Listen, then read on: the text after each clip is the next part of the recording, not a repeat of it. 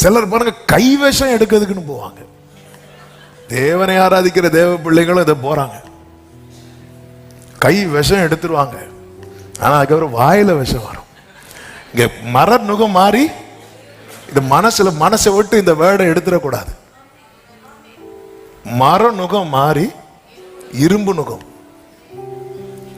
ஒரு நாள் ஒரு வருஷம் ஆகுது, வனாந்திரம் இன்னும் வனாந்திரத்தில் இருக்க பண்ணுவாராம்.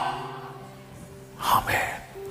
நம்ம என்ன நினைக்கிறது தெரியுமா? அந்த டைம்ல ஆண்டவரேன்னு கூப்பிட்டா மண்ணா கிடைக்கும், வனாந்திரத்தை தாண்ட மாட்டேன். வனாந்திரத்தை தாண்டணும்னா உத்தம இருதயத்தோடு. என் தாசனாகி யோசுவா வேறையாவியுடையவன். ஒரு நாள் ஒரு வருஷமாய் 40 நாள் 40 வருஷம் ஆச்சு. இதுல பாதிக்கப்பட்டது யாரு தெரியுமா? யோசுவா பாதிக்கப்பட்டான். ஆனால் யோசுவாவுக்கு பலன் குறையல. ஆமென். என்னதுன்னு அர்த்தம்? ஆண்டவர் உங்களை வனாந்திரத்தில் எவ்வளவு இருக்க வைக்கிறாரோ அவ்வளவு உங்களுக்கு ஆயுள் கட்டி. ஆமென். 25 வருஷம் ஆபிரகாமை காத்திருக்க வைத்தார்ல. ஆபிரகாம் எத்தனை வயசுல மரித்தான் தெரியுமா? 175. 25 வருஷம் காத்திருக்க வைத்தவன 75 வருஷம் அனுபவிக்க வைத்தார். ஆயுள் கட்டியாச்சா இல்லையா? ஆமென். யோபு எத்தனை தலைமுறை கண்டான் தெரியுமா? 4 தலைமுறையை கண்டான். ஒரு தலைமுறையில் அத்தனை கஷ்டத்தை கண்டு கர்த்தரை விட்டு பின்வாங்காம இருந்தான்ல, அவனுக்கு 4 தலைமுறையை காண வைத்தார். ஆயுள் கட்டியாச்சா இல்லையா? ஆண்டவர் நம்மளை உட்கார வைக்கிறது மற்றவர்களுக்கு தான் பனிஷ்மெண்ட், காலேபுக்கு பனிஷ்மெண்ட் கிடையாது.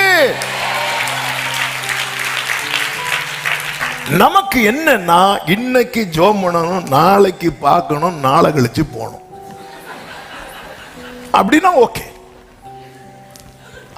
ஆண்டவர் எவ்வளவு அதான் மெதுவாய் ஓடுகிற சீலவாமின் தண்ணீரை நீ என்ன பண்ற தெரியுமா?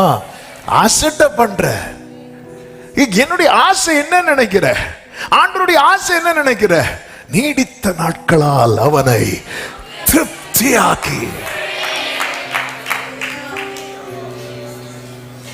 நம்ம அதை விட்டுட்டு உடனே அவ்வளவுதான் முடிச்சு.